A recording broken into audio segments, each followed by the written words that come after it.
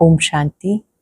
आज 5 मई 2026 के साकार मधुर महावाक्य है और आज की मधुर मुरली में बाबा ने याद दिलाया, सुख शांति का सागर, मुक्ति जीवन मुक्ति देने वाला एक निराकार बाप है। बाबा को प्यार से याद करो तो आत्मा पावन बन जाएगी। बाबा ने जो ज्ञान का तीसरा नेत्र दिया है उससे आप अपने 84 जन्मों को जानते हो, बाप को भी जानते हो।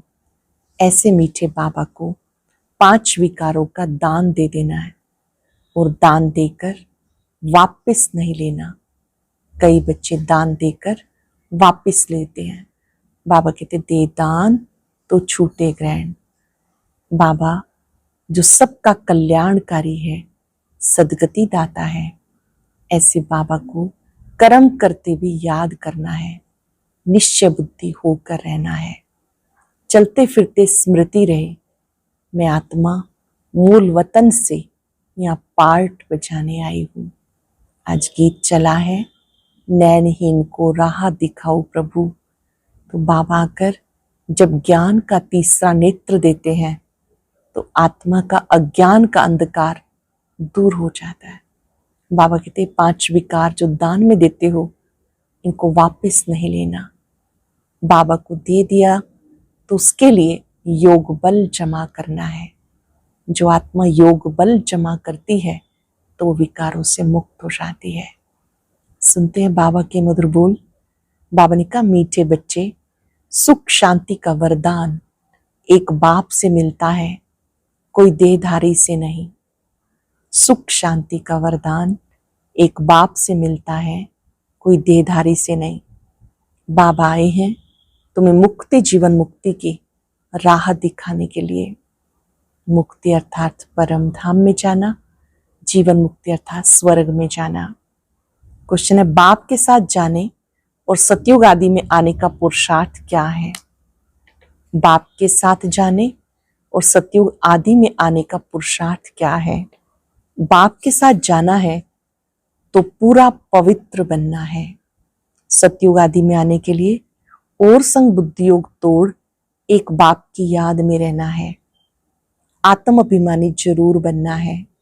एक बाप की मत पे चलेंगे तो ऊंच पद का अधिकार मिल जाएगा। बाप के साथ जाना है तो पूरा पवित्र बनना है। सतयुग आदि में आने के लिए और संग बुद्धि योग तोड़ एक बाप की याद में रहना है। आत्म अभिमानी जरूर बनना है। एक बाप की मत पर चलेंगे तो ऊंच पद का अधिकार मिल जाएगा। गीत है, नैनहीन को राह दिखाओ प्रभु। ओम शांति।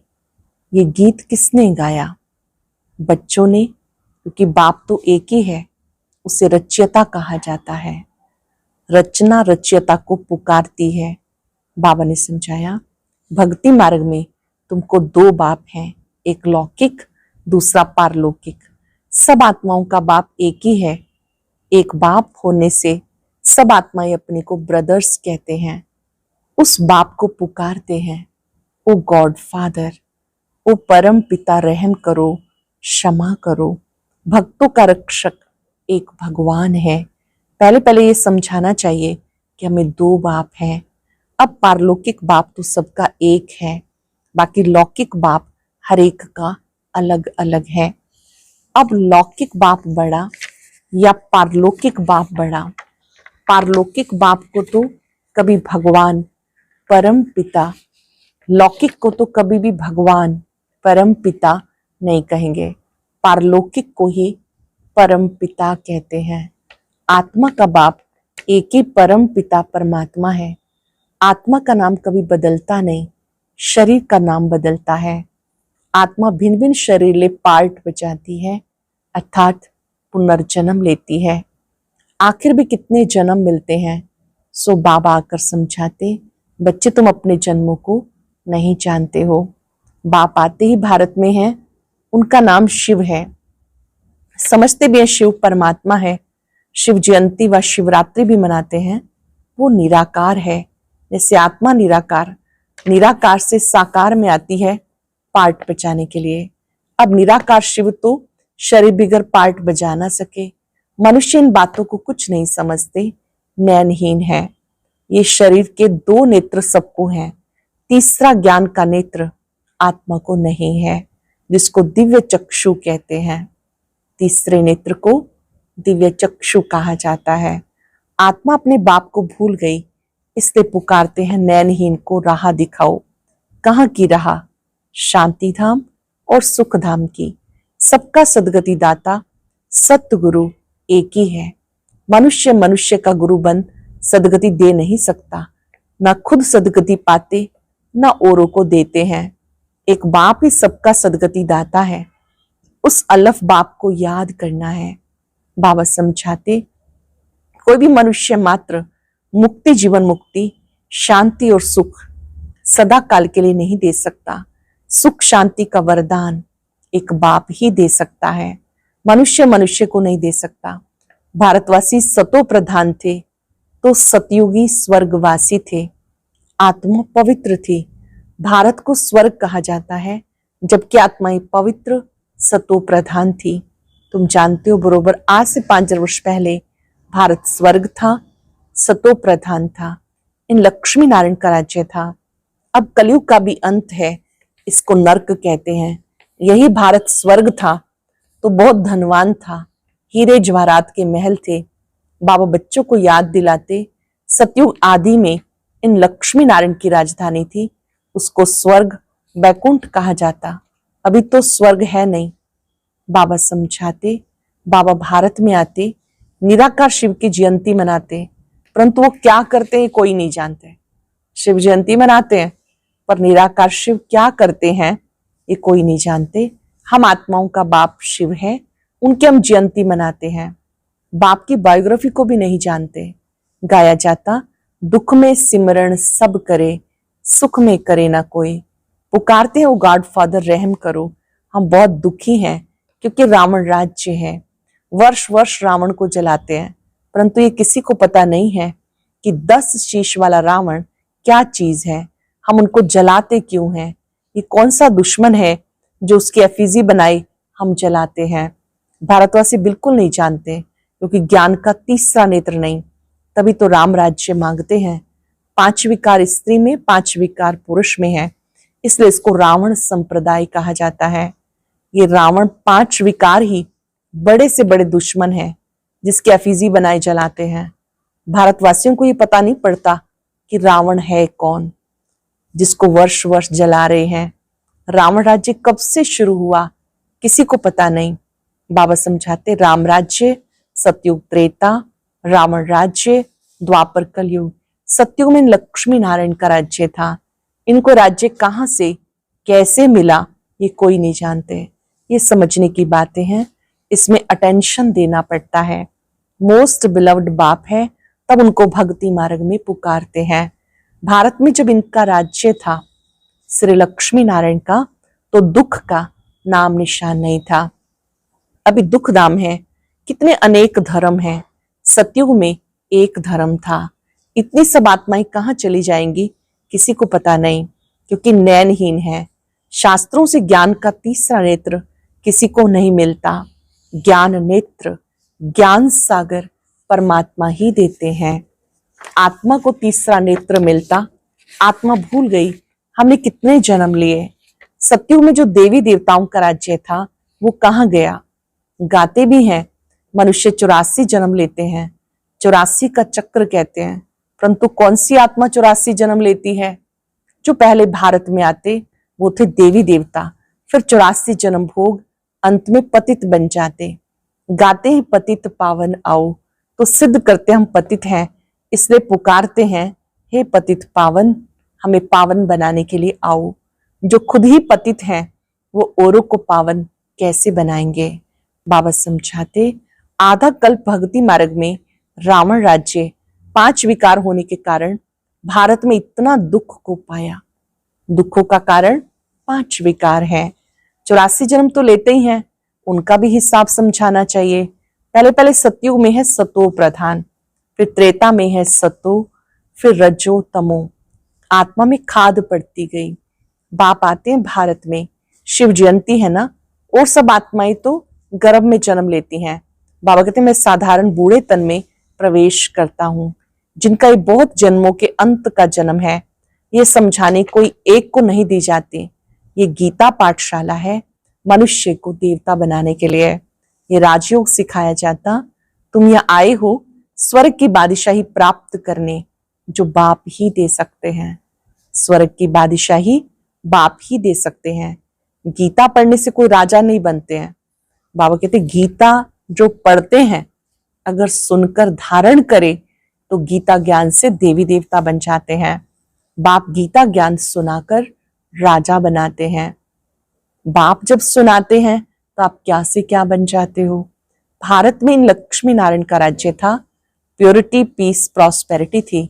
पवित्र ग्रस्त आश्रम था। वहां हिंसा का नाम नहीं था। फिर द्वापर से लेके हिंसा शुरू हुई। बाप कहते हैं तुम ही सतो प्रधान थे, तुम्हें फिर से बनना है। बाप जो ज्ञान सागर पतित पावन है, वो आकर सतो प्रधान बनने की युक्ति बताते हैं। रावण की मत पर मनुष्यों का देखो क्या हाल हो गया। राजे लोग भी वह जो पवित्र राजाएं होकर गए, उनके चरणों में जाकर पड़ते हैं और महिमा गाते हैं। आप सर्वगुण संपन्न, संपूर्ण निर्विकारी, हम नीच पापी हैं, हमारे में कोई गुण नहीं। फिर कहते आप ही तरस परोई, हमको आकर मंदिर लायक बनाओ। किसकी भी समझ में नहीं आता बाप कैसे आकर फिर से देवी देवता धर्म की स्थापना करते हैं। अब तुम समझते हो हम सो देवी देवता थे, फिर क्षत्रिय वैश्य शूद्र बने, इतने जन्म लिए, अब 84 जन्म पूरे हुए। फिर दुनिया का चक्र फिरना चाहिए, इसलिए फिर तुमको पावन यहां बनना है। पतित तो सुखधाम शांति धाम में नहीं जा सकते। बाबा समझाते तुम जो सतो प्रधान थे, अब तमो प्रधान बन गए। गोल्डन एज से आयरन एज में आ गए, फिर गोल्डन एज बनना है, तब मुक्ति धाम सुख धाम में जा सकेंगे। भारत सुख धाम था, अब दुख धाम है। गीत में भी सुना, नैनहीन को राह बताओ प्रभु, हम अपने शांति धाम में कैसे जाएं। वो लोग तो कह देते परमात्मा सर्वव्यापी है, फलाना अवतार है। अब बाप समझाते हैं मैं स्वयं सर्वशक्तिवान हूं। तुम इस 84 के चक्र में कैसे आते हो, मुझ अल्लाह को याद करो। हे आत्माएं, देही अभिमानी बनो। अपने को देह से न्यारी आत्मा समझ, देह से जैसे मैं आत्मा कर्म करा रही हूं, देही अभिमानी बनो। देह अभिमानी बन तुम बिल्कुल दुखी हो गए, कंगाल नरकवासी बन गए। अगर स्वर्गवासी बनना है तो आत्म अभिमानी जरूर बनना है। आत्मा ही एक शरीर छोड़ दूसरा लेती है। अब 84 जन्म पूरे हुए, फिर सतयुग आदि में जाना है। मुझे याद करो और संग बुद्धि योग तोड़ो। रहो भले घर ग्रस्त में, अपने को आत्मा निश्चय करो। आत्मा एक शरीर छोड़ दूसरा लेती है। अब देही अभिमानी बनना है। मुझे याद करो तो खाद सब जल जाएगी, तुम पवित्र बन जाएंगे। फिर मैं सब बच्चों को ले जाऊंगा। अगर मेरी मत पे नहीं चलेंगे तो इतना ऊंच पद नहीं पाएंगे। इन लक्ष्मी नारायण का ऊंच पद है। जब इनका राज्य था तो और कोई धर्म नहीं था। द्वापर से फिर और धर्म आते। सतयुग में मनुष्य भी थोड़े होते हैं। अब तो बहुत धर्म होने के कारण कितने दुखी हो गए। वही देवता धर्म वाले पतित होने से अपने को देवता कहते नहीं, हिंदू नाम रख दिया। देवकुल की आत्माएं जब धीरे धीरे नीचे आ गई, अब अपने को फिर देवता नहीं कह पाती, हिंदू कह देते। बाबा समझाते तुम जब लायक देवी देवता थे तब सारे विश्व पे राज्य था, सब सुखी थे, अब दुखी बन गए। भारत हेवन था, अब नरक बन गया। फिर से हेवन बाप के सिवाय कोई बना ना सके। देवताओं को संपूर्ण निर्विकारी कहा जाता, यहाँ के मनुष्य संपूर्ण विकारी हैं, इसको कहा जाता पतित। भारत शिवालय था, शिव बाबा की स्थापना की हुई थी। बाप स्वर्ग बनाते, रावण नरक बनाते, रावण श्राप देते, बाप 21 जन्म के लिए वर्षा देते। अब तुम हर एक बाप को याद करो, कोई भी देहधारी को नहीं। देहधारी को भगवान नहीं कह सकते, भगवान तो एक ही है। बाप तो बेहद का वर्षा देते हैं, फिर रावण श्रापित कर देते हैं। इस समय भारत श्रापित है, बहुत दुखी है। अब इस रावण पर जीत पानी है। गाया जाता दे दान तो छूटे ग्रहण। वो ग्रहण जो लगता वह तो पृथ्वी का परछाया है। अब बाबा कहते तुम्हारे ऊपर 5 विकारों रूपी रावण का ग्रहण लगा हुआ है। इस समय 5 विकारों रूपी रावण का ग्रहण है। ये 5 विकार दान में देने हैं। पहले तो दान दो, हम कभी विकार में नहीं जाएंगे। ये काम कटारी ही मनुष्य को पतित बनाती है। अच्छा, मीठे मीठे सिक्के लदे बच्चों प्रति मात पिता बाप दादा का याद प्यार, गुड मॉर्निंग। रूहानी बाप की रूहानी बच्चों को नमस्ते। रूहानी बच्चों की रूहानी बाप दादा को याद प्यार, नमस्ते, गुड मॉर्निंग। शुक्रिया बाबा, शुक्रिया। धारणा के लिए सार, बाबा जो नॉलेज देते हैं उसे पूरा अटेंशन देकर पढ़ना है। ज्ञान के तीसरे नेत्र से 84 जन्मों को जान, अब अंतिम जन्म में पावन बनना है। रावण के श्राप से बचने के लिए एक बाप की याद में रहना है। 5 विकारों का दान देना है, एक बाप की मत पे चलना है। बाबा जो नॉलेज देते हैं अटेंशन देके पढ़ना है। ज्ञान के तीसरे नेत्र से 84 जन्मों को जान, अब अंतिम जन्म में पावन बनना है। रावण के श्राप से बचने के लिए एक बाप की याद में रहना है। 5 विकारों का दान देना है, एक बाप की मत पर चलना है। बहुत सुंदर वरदान। ताज और तिलक को धारण कर बाप दादा के मददगार बनने वाले दिल तख्त नशीन भव। ताज और तिलक को धारण कर बाप दादा के मददगार बनने वाले दिल तख्त नशीन भव। जब कोई तख्त पे बैठते हैं तो तिलक और ताज उसकी निशानी होती है।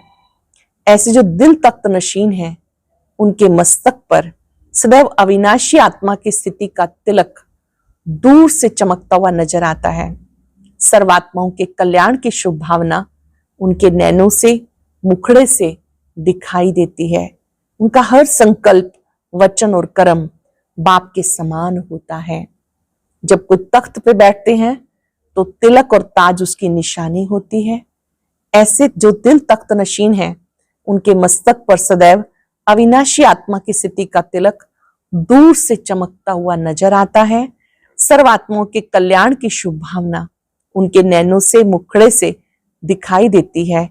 उनका हर संकल्प, वचन और कर्म बाप के समान होता है। स्लोगन है सरल याद के लिए सरलता का गुण धारण करो। सरल याद के लिए सरलता का गुण धारण करो। संस्कारों को सरल बनाओ। अव्यक्त इशारा, सदा अचल अडोल एक स्थिति का अनुभव करो। जिसको ड्रामा के ज्ञान की शक्ति प्रैक्टिकल जीवन में धारण है वो कभी हलचल में नहीं आ सकते। सदा एक रस अचल अडोल बनने और बनाने की विशेष शक्ति ये ड्रामा की पॉइंट है। इसे शक्ति के रूप में धारण करने वाले कभी हार नहीं खा सकते। इस कल्याणकारी ड्रामा की हर सीन में कोई ना कोई कल्याण समाया हुआ है। धैर्यवत बन साक्षियों देखने का अभ्यास करो तो अचल अडोल बन जाएंगे। धैर्यवत होकर साक्षियों देखने का अभ्यास करो तो अचल अडोल रहेंगे। आज हम सब अभ्यास करेंगे। मैं सरल चित्त आत्मा हूं। परमात्मा को सरल चित्त आत्माएं सहज याद कर सकती हैं। सरल चित्त आत्माएं बड़ी बात को छोटा कर देती हैं, छोटी बात को समाप्त कर देती हैं। सरल चित्त आत्मा अंदर बाहर एक होती है। जो सरल है उसके लिए हर कार्य सरल हो जाता है। जो लोग सरल हैं उनके लिए बीमारियां भी सरल हो जाती हैं। बाबा से शक्ति ले, अनुभव करें। मुझ में इन शक्तियों का संचार हो रहा है। परमात्मा शक्तियां मुझ में समा रही हैं। शुक्रिया बाबा, शुक्रिया। आज का अव्यक्त ज्ञान मोती सुनने के लिए ऊपर दिए गए बॉक्स पर क्लिक करें। अगर बॉक्स दिखाई नहीं दे रहा है तो ऊपर जो कॉर्नर में शो लिखा हुआ है उस पर क्लिक करें।